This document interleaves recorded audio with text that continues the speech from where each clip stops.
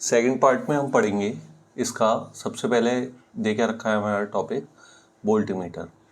तो देखो voltmeter major किसके काम में आता है, ये चीज़ हमें जाननी है। मीटर है तो पहली बात तो यही है कि इसका मतलब क्या कर रहा होगा, कुछ ना कुछ मेजर कर रहा होगा। और क्या मेजर कर रहा है ये, वोल्ट को।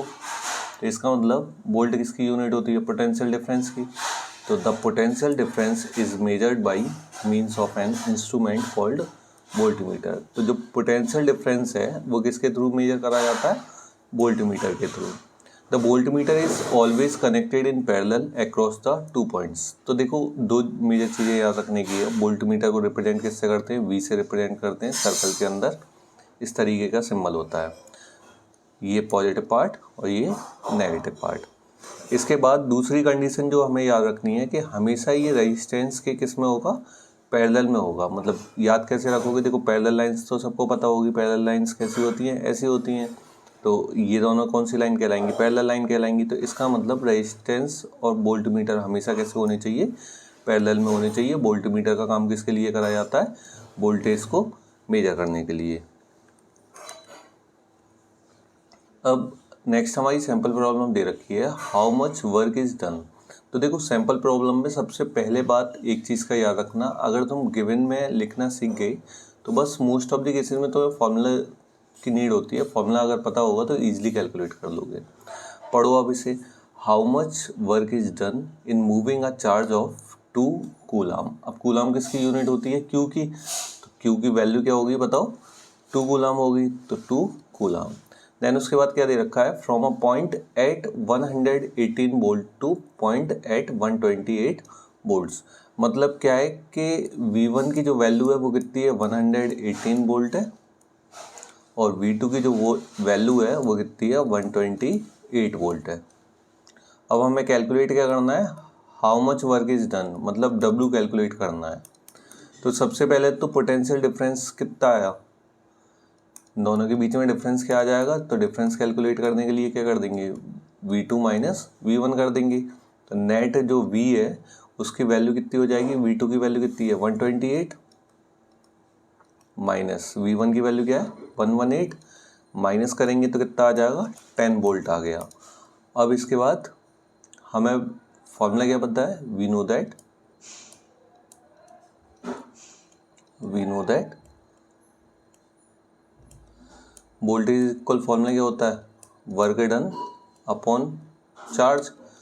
तो V इक्वल फॉर्मूला क्या हुआ, W अपॉन Q। तो हमें कैलकुलेट क्या करना है, W।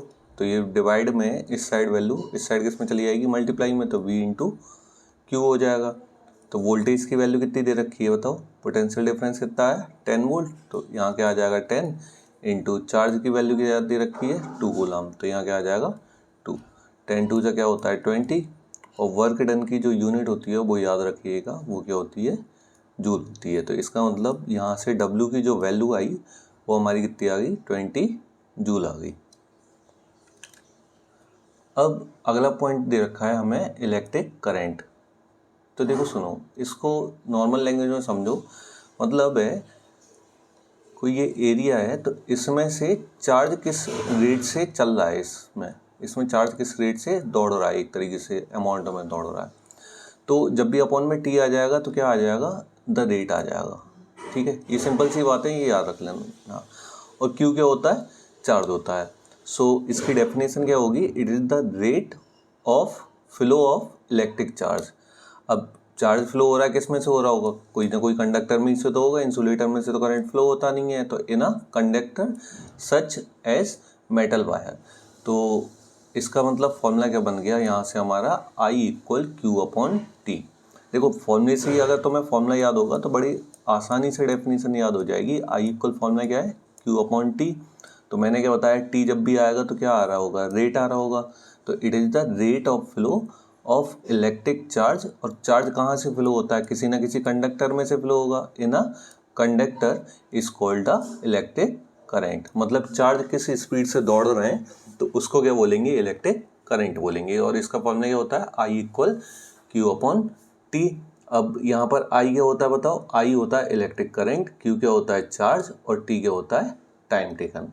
अब बात आती है इसकी यूनिट की। तो देखो यूनिट को याद रखने के लिए सबसे सिंपल तरीका है, इसका फॉर्मूला अगर याद होगा मोस्ट ऑफ द केसेज में यूनिट ईजिली याद हो जाएगी। क्यू क्या होता है, चार्ज, और चार्ज की यूनिट क्या होती है, कूलाम। तो अब ऊपर क्या आ गया, कूलाम आ गया, अपॉन टी क्या होता है, टाइम की यूनिट क्या होती है, सेकंड, मतलब टाइम को किस में मेजर करते हैं, सेकंड में। तो इसकी एक यूनिट क्या होगी, कूलाम पर सेकंड। और दूसरी यूनिट जो होती है इसकी वो होती है एम्पियर, और एम्पियर को रिप्रेजेंट किससे करते हैं हम, ए से रिप्रेजेंट करते हैं। अब नेक्स्ट टॉपिक है 1 एम्पियर। तो देखो अभी मैंने क्या बताया, आई इक्वल फॉर्मूला क्या था, क्यू अपॉन टी। अब हम क्या करते हैं, हमें चाहिए 1 एम्पियर की, मतलब आई की वैल्यू क्या चाहिए, 1 चाहिए। 1 कब आएगी, जब इस साइड की 1 कर दो। तो इसका मतलब हमने क्या करा, आई की वैल्यू 1 कर दी, क्यू की वैल्यू भी 1 कर दी, और टाइम की वैल्यू भी 1 कर दी। तो 1 सी हो गया, ये 1 सेकेंड हो गया, और ये कितना आ जाएगा, नेट क्या आ गया, 1 एम्पियर आ गया। इसका मतलब क्या हुआ, अगर किसी सर्किट में से, मतलब अगर किसी कंडक्टर में से 1 सेकंड में जो चार्ज फ्लो हो रहे हैं वो कितने हो रहे हैं, 1 कूलाम चार्ज फ्लो हो रहा है, तो नेट जो करंट होगा वो कितना हो जाएगा, 1 एम्पियर हो जाएगा। मतलब when 1 coulomb of charge flows through any cross section of a conductor in 1 second. मतलब क्या बोला था मैंने, अगर 1 कूलाम चार्ज 1 सेकेंड के लिए फ्लो हो रहा है, देन द इलेक्ट्रिक करंट कितना हो जाएगा, flowing through it is said to be 1 ampere. ठीक है, सिंपल तरीका याद रखने का, बस बेस्ट तरीका है, फॉर्मूला याद हो, वैल्यू सबकी 1 करो, देन उसके बाद इजीली पता चल जाएगा। तो डेफिनेशन क्या आती है इसकी, the rate of flow of electric charge is called the electric current. और 1 एम्पियर की अगर डेफिनेशन कोई पूछे तो उससे क्या हो जाएगी कि 1 सेकंड में, 1 सेकंड का मतलब क्या हो गया, टाइम की वैल्यू 1 सेकंड होनी चाहिए। 1 सेकंड में अगर चार्ज कितने फ्लो हो रहे हैं, 1 कूलाम चार्ज फ्लो हो रहे हैं, तो नेट जो इलेक्ट्रिक करंट होगा that is equal 1 ampere. So when 1 coulomb of charge flows through any cross section of a conductor in 1 second, the electric current flowing through it is said to be 1 ampere. 1 ampere equally यहाँ पर denote कर रखा है 1 coulomb upon 1 second. और इसकी ampere से भी छोटी यूनिट जो होती है वो क्या होती है, मिली एम्पियर। ठीक है, एम्पियर से भी छोटी यूनिट क्या है, मिली एम्पियर, और इसको किससे डिनोट करते हैं, एम ए से। अगला टॉपिक दे रखा है हमारा अमीटर का। अभी देखो मैंने बताया था थोड़ी देर पहले वोल्ट मीटर का, तो इसमें क्या है, अमीटर। तो देखो एक तरीके से ऐसे याद रख लेना, अम्मी कब याद आएंगी, मतलब मम्मी कब याद आएंगी, जब तुम्हें करंट लग रहा होगा। ठीक है, कब याद आएंगी मम्मी, जब तुम्हें क्या लग रहा होगा, करंट लग रहा होगा कि मम्मी बचाओ। तो इसका मतलब क्या है कि अगर क्या फ्लो हो रहा हो, करंट फ्लो हो रहा हो, तो करंट को मेजर करने के लिए मीटर लग रहा है ना, यहाँ पे मीटर लग रहा है, तो करंट को मेजर किससे करते हैं हम, अमीटर से करते हैं। तो करंट को मेजर करने के लिए किसका यूज़ करते हैं हम, अमीटर का यूज़ करते हैं। तो अमीटर क्या हो गया, अमीटर कोई ऐसा ही इंस्ट्रूमेंट हो गया जिसका यूज़ किसके लिए करा जाता है, करंट को मेजर करने के लिए करा जाता है। So the current is measured by an instrument called ammeter. The ammeter is always connected in series. तो ये चीज़ याद रखना कि अमीटर जो है वो हमेशा कैसे कनेक्टेड होता है, सीरीज में कनेक्टेड होता है with the circuit in which the current it is measured. मतलब यहाँ पर देखो बैटरी है, ये सीरीज में क्या है, अमीटर है, और अमीटर के बाद क्या आ गया, लोड का मतलब रेजिस्टेंस दे रखा है। तो हमेशा याद रख लेना, जैसे मान के चलो ये मैं सर्किट डायग्राम बना रहा हूँ, यहाँ पे पॉजिटिव नेगेटिव ड्रॉ कर दिया, यहाँ पे स्विच लगा दिया। अब यहाँ से अगर रेजिस्टेंस है, यहाँ पर रेजिस्टेंस दे रखा है, तो अमीटर का यूज़ किस तरीके से कर रहे होंगे, इस तरीके से अमीटर का यूज़ कर रहे होंगे करंट को मेजर करने के लिए। ये अमीटर ए अंदर आ जाएगा, ये पॉजिटिव ये नेगेटिव। तो इस चीज़ का याद रख लेना कि रेजिस्टेंस और अमीटर हमेशा किस में होनी चाहिए, सीरीज़ में होनी चाहिए। सीरीज़ का मतलब एक स्ट्रेट लाइन में होनी चाहिए, वायर ब्रेक नहीं करना होना चाहिए, तो वो कौन सी में आ जाएगा, सीरीज़ में आ जाएगा। अब नेक्स्ट सैम्पल प्रॉब्लम क्या दे रखी है हमारी, मैंने अभी थोड़ी देर पहले बताया, सबसे पहले आप कुछ मत किया करो, सबसे पहले गिवन देखा करो कि गिवन में दे क्या क्या रखा है और हमें कैलकुलेट में लिखना क्या है। तो क्वेश्चन पढ़ो, देखो an electric bulb draws a current of 0.25 ampere. A लिख रहा है तो ए से क्या हो गया, एम्पियर, और एम्पियर किसकी यूनिट होती है, करंट की, तो आई इक्वल वैल्यू क्या हो गई, 0.25 एम्पियर हो गई। अब आगे पढ़ते हैं, फॉर 20 मिनट दे रखा है, अरे वाह, तो इसका मतलब क्या हो गया, जो टाइम हो गया, तो टाइम क्या हो गया 20 मिनट, और मिनट में हम यूनिट रखेंगे नहीं, तो इसको किस में कन्वर्ट कर देंगे, सेकंड में कन्वर्ट कर लेंगे। तो ये क्या हो जाएगा, 20 × 60 हो जाएगा। तो ये टोटल कितना हो गया, 1200 सेकेंड हो गया। अब आगे क्या दे रखा है, आगे समझते हैं। Calculate the amount of electric charge. अब इलेक्ट्रिक चार्ज करना है, इलेक्ट्रिक चार्ज का मतलब क्या कैलकुलेट करना है। टू फाइंड में क्या आ जाएगा बताओ, टू फाइंड में आ जाएगा हमारा Q। कैलकुलेट क्या करना है हमें, इलेक्ट्रिक चार्ज कैलकुलेट करना है। तो अब सॉल्यूशन करते हैं। तो देखो सिंपल, अभी थोड़ी देर पहले आपने फॉर्मूला पढ़ा था, I इक्वल फॉर्मूला क्या था, Q/T, the rate of flow of electric charge is called the electric current. So Q की वैल्यू हमारे पास कितनी है पता नहीं है, T की पता है और I की पता है। तो T का इस साइड मल्टीप्लाई कर दो, तो यहाँ से Q इक्वल क्या आ जाएगा, I × T। अब I की वैल्यू कितनी है बताओ, 0.25 एम्पियर है I की वैल्यू, ये दे रखी। और टाइम की वैल्यू कितनी है, 1200 सेकेंड। तो इंटू क्या हो जाएगा, 1200। इन दोनों का आपस में मल्टीप्लाई कर देंगे। तो 12 5 × 60, 2 जीरो लगा लो। 12 5 × 60 का 0 6, 12 2 × 24 और 6 कितने हो गए 30। तो इसका मतलब ये क्या आ गया, पॉइंट कितने डेट बाद आएगा 1 2, तो ये कितना आ गया 300। और चार्ज की यूनिट क्या बताई थी मैंने, कूलम। तो ये क्या आ जाएगा C। तो Q इक्वल वैल्यू कितनी आ गई हमारी, 300 कूलम। अब इसके बाद क्या दे रखा है, डायरेक्शन ऑफ इलेक्ट्रिक करंट। अब देखो सुनो, सबसे पहले मैंने क्या बताया था, इलेक्ट्रिसिटी अगर किसी में से फ्लो हो रही होगी तो बाकी अंदर कहाँ प्रेजेंट होंगे, फ्री इलेक्ट्रॉन प्रेजेंट होंगे। तो देखो इलेक्ट्रॉन की डायरेक्शन क्या होती है, जब किसी से सर्किट से कनेक्टेड नहीं होता, मतलब ये किसी बैटरी से कनेक्टेड नहीं है, ना कोई बैटरी नहीं लग रखी। तो बैटरी जब नहीं लग रखी होती तो उस वाली केस में इसके अंदर जो इलेक्ट्रॉन होंगे वो रैंडमली मूव कर रहे होंगे। मान के चलो तुम हो और तुम्हारे ऊपर देखने वाला कोई नहीं है, पापा तुम्हें ना देख रहे, तो तुम क्या कर रहे होगे, आराम से खूब मजे कर रहे होगे, जाए घुमा बाय घुमा जे कर रहे होगे फालतू के काम। लेकिन जैसे ही तुम्हारे ऊपर पिताजी तुम्हें दिख गए कि अरे पापा ने देख लो, तो तुम क्या कर रहे होगे, एक सीधी लाइन में चल रहे होगे। तो सेम काम इलेक्ट्रॉन करते हैं कि इलेक्ट्रॉन जब फ्रीली होते हैं, फ्रीली का मतलब क्या है, जब किसी से कनेक्टेड नहीं होते बैटरी वगैरह से, तो रैंडमली मूव कर रहे होते हैं। देखो इनकी डायरेक्शन देखो, जे ऊपर जा रहा हो, जे नीचे जा रहा हो, जे जो ऊपर फिर जे जालंग, फिर ये राइट साइड, फिर ये।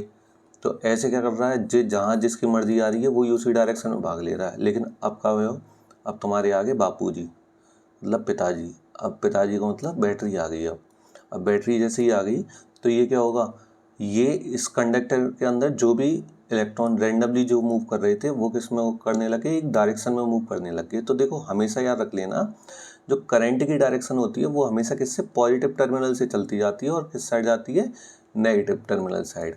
और जो डायरेक्शन करंट की होती है उसके जस्ट अपोजिट डायरेक्शन किसकी होती है, जो इलेक्ट्रॉन प्रेजेंट होते हैं किसके अंदर, कंडक्टर के अंदर जो इलेक्ट्रॉन प्रेजेंट होते हैं उनकी अपोजिट डायरेक्शन होती है। तो इलेक्ट्रॉन की डायरेक्शन कौन सी डायरेक्शन हो जाएगी, नेगेटिव से पॉजिटिव टर्मिनल की साइड। और करंट की डायरेक्शन हमेशा कौन सी होती है, positive to negative terminal side.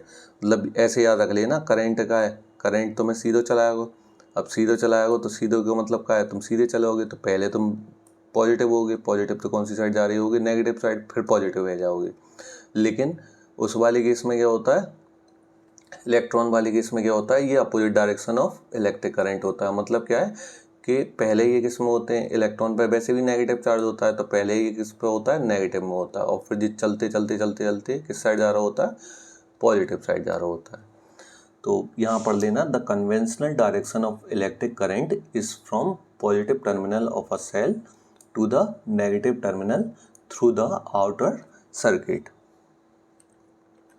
अब नेक्स्ट टॉपिक क्या है, इलेक्ट्रिक सर्किट। तो देखो सर्किट का मतलब क्या है कि ये भाई सर्किट वाला वो वाला सर्किट नहीं, मुन्ना भाई वाला। जैसे सर्किट में क्या करना चाहिए, एक तरीके से सीक्वेंस होना चाहिए। अब सीक्वेंस किस किस का होना चाहिए, ये वाली बात आ गई भाई। तो देखो इसमें जनरली कौन कौन सी चीज़ें यूज होती हैं, वायर का यूज़ करते हैं, बल्ब वगैरह या कोई भी इलेक्ट्रिकल अप्लायंस का यूज़ कर लेते हैं। तीसरा बैटरी होनी चाहिए और चौथा स्विच होना चाहिए। तो देखो दो कंडीशन मैं बता रहा हूँ, यहाँ पर दो कंडीशन दे रखी हैं, एक बार स्विच ऑन है, दूसरी बार स्विच ऑफ है। तो ऑफ वाले केस में होता क्या है, एक्चुअल में देखो ऑफ जब होता है ना, तो ये जो है हमारा स्विच इस तरीके से इसके अंदर वायर कनेक्टेड होते हैं ये वाले ऐसे, और एक केस में क्या हो जाता है, जब ये बंद होता है तब ये ऐसे हो जाता है, और अदर जो अप्लायंसेज होते हैं इससे ऐसे कनेक्टेड होते हैं, ये कंडीशन होती है। तो जब स्विच ऑन हो गया, देखो ऑफ वाले केस में क्या है, जे और जा के बीच को कनेक्शन टूट गो। अब जैसे ही कनेक्शन टूट जाएगा तो इसका मतलब क्या हो जाएगा, कनेक्शन टूट गया तो करंट क्या नहीं हो पाएगा, फ्लो नहीं हो पाएगा इसमें से, और जैसे ही इसमें से फ्लो नहीं होगा तो अप्लायंस तक नहीं पहुंच पा रहा होगा, जब पंखा का छूटा आंगली बात तक ना पहुंच पा रहा होगा। लेकिन दूसरे वाले केस में क्या है, जैसे ही जो स्विच ऑन करते हैं तो वायर क्या हो जाता है, एक तरीके से दूसरे वाले वायर से उसका जो आगे वायर दे रखा है उससे क्या हो जाता है, कनेक्ट हो जाता है, और करंट क्या हो जाता है, फ्लो होना स्टार्ट हो जाता है। तो यहाँ पर वही दो कंडीशन दे रखी हैं। इस वाले केस में क्या था, बैटरी थी और क्या दे रखा था तुम्हारा, इलेक्ट्रिकल अप्लायंस ऑफ कर रखा है। अब देखो ऑफ कर रखा है तो बल्ब ग्लो हो रहा है, नहीं हो रहा ना, क्यों, क्योंकि ये वाला वायर जो है किससे कनेक्टेड नहीं है, इससे कनेक्टेड नहीं है। जैसे ही कनेक्ट हो जाएगा तो ये स्ट्रेट लाइन में चलना स्टार्ट घूम देगा। लेकिन इस वाले केस में क्या है, देखो इस वाले केस में क्या हो रखा है, स्विच ऑन वाले केस में ये वायर किससे कनेक्टेड हो गया, नेक्स्ट फर्दर जो वायर दे रखे हैं उससे कनेक्टेड हो गया। तो यहाँ पर जो करंट क्या है, फ्लो हो रहा होगा, और करंट की डायरेक्शन हमेशा क्या होती है, positive to negative terminal side. तो इस तरीके से करंट फ्लो हो रहा होगा, और जे भाई साहब हमारे जल गए होंगे, जे ग्लो कर रहे होंगे। तो यहाँ पर क्या है, a continuous conductor path consisting of wires, क्या होना चाहिए, वायर होना चाहिए, and other resistance like electric bulb ETC and a switch between the two terminal of a cell or a battery along which an electric current flow is called a electric circuit. Next topic क्या है हमारा, symbols for electrical components. मतलब क्या है कि symbol कौन कौन से होते हैं, कि जैसे बल्ब को किससे रिप्रेजेंट कर रहे हो, प्लग को किससे कर रहे हो, इस तरीके से। तो इलेक्ट्रिक सेल आता है सबसे पहले। इलेक्ट्रिक सेल को जो रिप्रेजेंट करते हैं उसमें क्या होता है, एक पॉजिटिव टर्मिनल होता है, दूसरा नेगेटिव टर्मिनल। तो सेल का एक चीज़ याद रख लेना, पॉजिटिव वाला जो पार्ट होता है वो तो भैया बड़े होते हैं, और नेगेटिव वाले क्या होते हैं, छोटे होते हैं। बैटरी में क्या आता है, जब बहुत सारे सेलों को आपस में मिला दो, मतलब पॉजिटिव नेगेटिव मिलाते जाओ, दो से ज़्यादा को, तब क्या बन जाती है, बैटरी बन जाती है।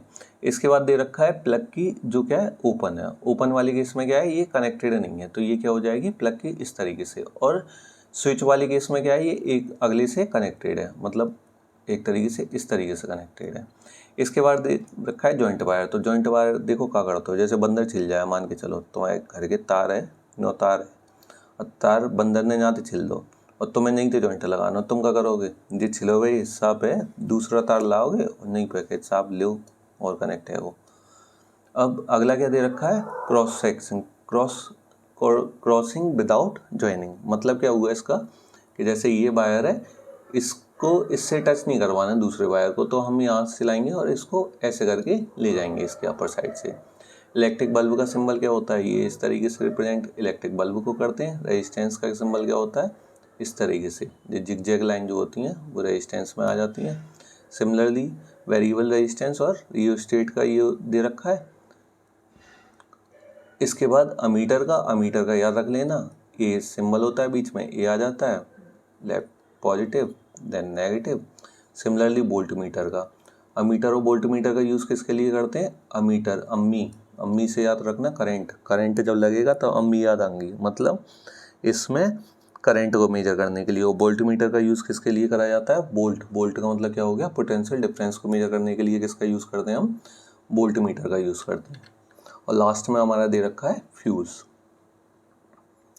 तो आज के लिए इतना ही, नेक्स्ट वीडियो में मैं इसके फर्दर पार्ट डाल दूँगा।